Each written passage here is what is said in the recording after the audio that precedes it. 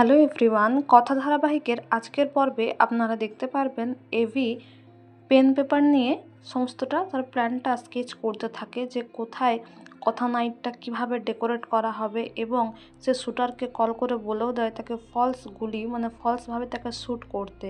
রিচা পুরো প্ল্যানটাই শুনে নেয় আর বলে এভি এরকম একটা প্ল্যান আমায় থালায় সাজিয়ে দিচ্ছে, এটার সৎ ব্যবহার তো করতেই হবে। তারপর রিচা তার বাবার সাথে কথা বলে। তার বাবা বলে যে এভিকে মেরে ফেলতে এবং বন্যি ফুলের বিষটা একটু ওভারডোজ দিতে, যাতে করে এভিকে বাঁচানো না যায়। এরপর রিচা বলে কথার কাছেই পাঠিয়ে দিব এভিকে, তারপর দেখছি বুলিকে।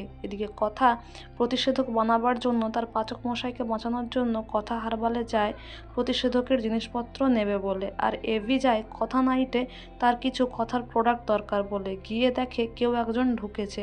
এভি তো চোর ভেবে পেছন থেকে ধরে নেয় বুলিকে, কথাকে। তারপর যখন দেখে বুলি কথা সেখানে রয়েছে, বুলি বলে ভালো সাহেব, আমি চুরি করতে আসিনি, আপনার বউয়ের তো অনেক জিনিসপত্র ছিল, আমার কিছু প্রয়োজন ছিল তাই নিতে এসেছি। এদিকে ক্যাফেতে এভি আবার ভালো করে প্ল্যান করে আর কায়দা কানুনের সব মেম্বারদেরকে বুঝিয়ে দেয় কে কী কাজটা করবে।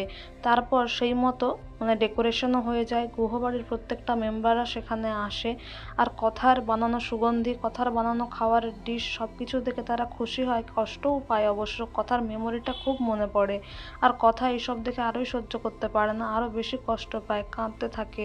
রানী বলে বি স্ট্রং বুলি, আমাদেরকে কিন্তু এতটা দুর্বল হয়ে পড়লে চলবে না, বিশেষ করে তোকে দুর্বল হয়ে পড়লে চলবে না।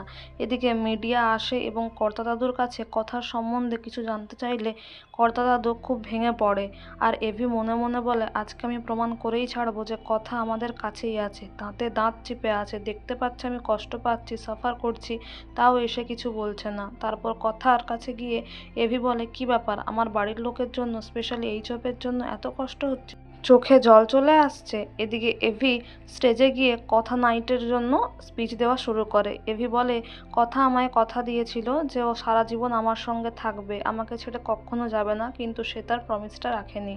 কিন্তু সবাই বলে কথা চলে গেছে আর ফিরবে না, কিন্তু আমার বিশ্বাস ও আমাদের মধ্যেই আছে আর সারা জীবন আমার সঙ্গেই থাকবে, আর আজকে ও এখানে আসবেই আসবে, আর ওর মেমোরিতেই সেলিব্রেট করছি কথা নাইট। এদিকে কায়দা কানুন সবাই ভাবে এভি বোধহয় ডিপ্রেশনে চলে গেছে, কথাকে খুব মিস করছে, আর বোধহয় ওকে স্বাভাবিক জীবনে ফিরিয়ে আনা যাবে না।